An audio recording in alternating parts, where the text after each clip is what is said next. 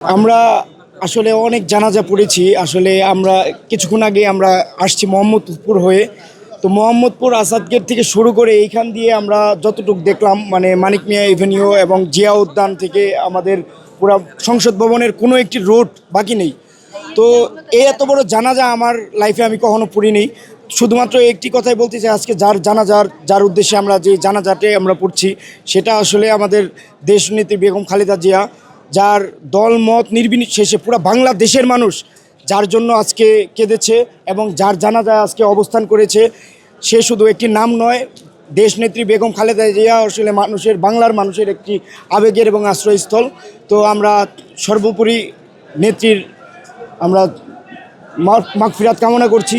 আল্লাহ তাআলা যেন তাকে জান্নাতের উচ্চ মোকাম দান করে। ইচ্ছে তো ছিল যে বেগম জিয়ার ওই মাঠে আমরা যে জানাজা পড়বো, কিন্তু আমরা যেতে পারিনি জনসমাগমের জন্য।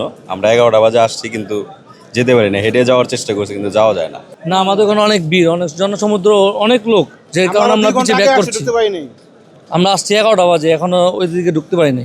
আপনার প্রিয় কাপড়ের যত্নে এলো এনজাইম সমৃদ্ধ Arik silver wash detergent powder 500 গ্রাম মাত্র 70 টাকা। প্রিমার্ক। তার জানাজায় অংশগ্রহণ করার জন্য এইভাবে আসবে এবং এত লোকের সমাগম হবে, এটা আমি নিজেও ধারণা করতে পারি না। আমি মনে করছি মানিক মিয়াতে যে জায়গা পাবো, কিন্তু সেটা সম্ভব হলো না। বাধ্য হয়েই এখানে আমরা চেষ্টা করলাম এখানেই লাইন দাঁড়ায় যাওয়ার জন্য, এবং সামনের দিকে কাতার পেয়েছি। পিছনেও প্রচুর লোক এখন আস্তে আস্তে সবাই সারিবদ্ধ হয়ে যাচ্ছে।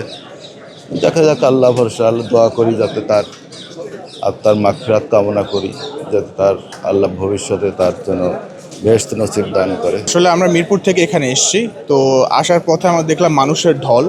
আমরা এই পর্যন্ত এসে আর চেষ্টা করেছিলাম একটু ভিতরে মানিক মিয়া এভিনিউ পর্যন্ত যাওয়ার, কিন্তু আসলে এখানে আনফর্চুনেটলি মানিক মিয়া এভিনিউ থেকে জনতার ঢল উপচে পড়ে এই পর্যন্ত এসেছে, যার ফলে আমরা চেষ্টা করেও পারিনি। তো বাধ্য হয়ে আসলে এখানে আমাদেরকে কাতার করতে হয়েছে। মিরপুর এক থেকে এসেছি জানাজারের জন্য, কিন্তু ওইদিকে অনেক ভিড়, তো এই জন্য যাওয়া যাচ্ছে না।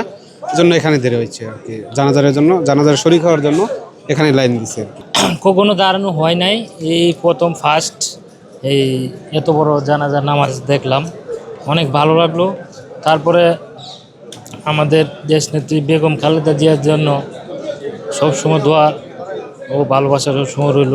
ওনার জন্য দোয়া করি যাতে ওনাকে আল্লাহ জান্নাতুল নসিব দান করুক। আর আমরা যারা এখানে আসি সবাই তার জন্য দোয়া করব।